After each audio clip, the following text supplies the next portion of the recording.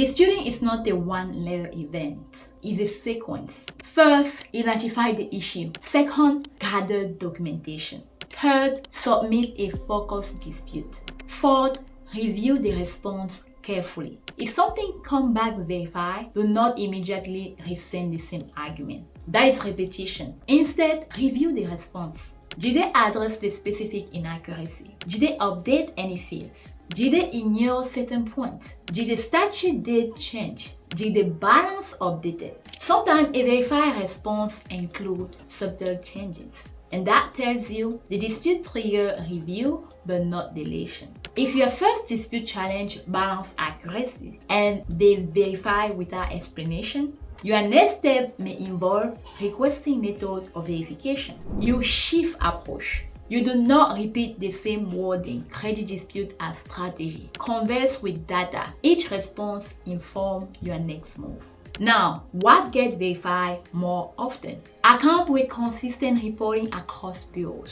Account with recent activities. Account where consumer provide no specific reason. Collection that have complete data.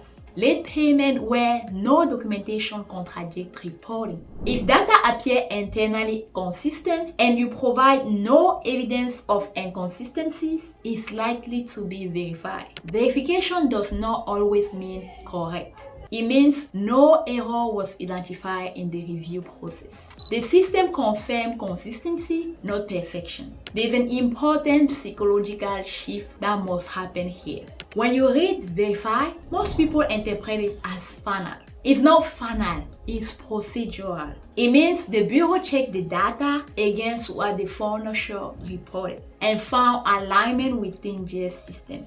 It does not mean the account is immune from further review. It means the first challenge did not expose a measurable inconsistency.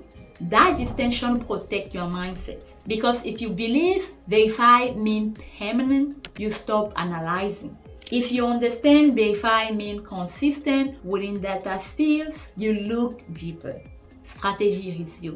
What to do when you receive verify. First, do not panic. Second, do not resend the same letter. Third, reassess strategy. Ask, is there a different angle? Is the balance inconsistent elsewhere? Is the date of the first delinquency correct? Is there a duplication? Is the account reporting beyond the allowable reporting periods? Can you dispute with the furnisher directly? Sometimes bureau disputes are not enough. Sometimes direct dispute with the creditor create additional pressure. Pivot, not repeat. Direct dispute strategy. Under federal laws, you can dispute directly with the furnisher of information. This means contacting the original creditor or collection agency directly with documented inaccuracy. When disputing directly, include account number, specific errors, supporting documentation, clear request for correction. Request investigation results in writing. This forces the furnisher to review internally. Sometimes direct dispute yield different results than bureau dispute because internal system may reveal documentation gaps. Specificity matters. Sequencing matters.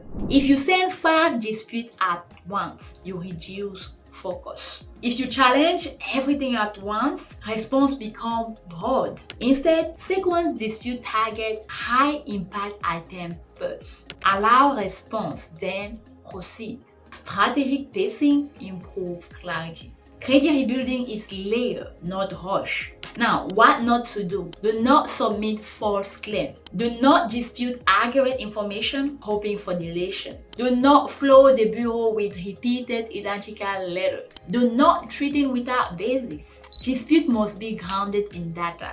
Otherwise, credibility weakens.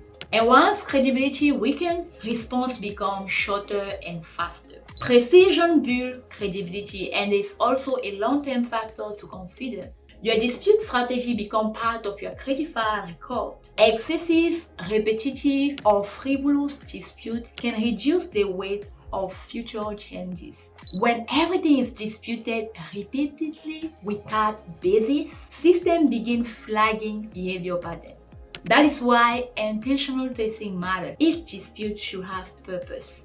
Each challenge should have documentation. Each step should build credibility instead of exhausting it, rather than exhausting it. Disputing is not about volume, it's about leverage. And leverage increases when your action appears structured, measured, and evidence-based.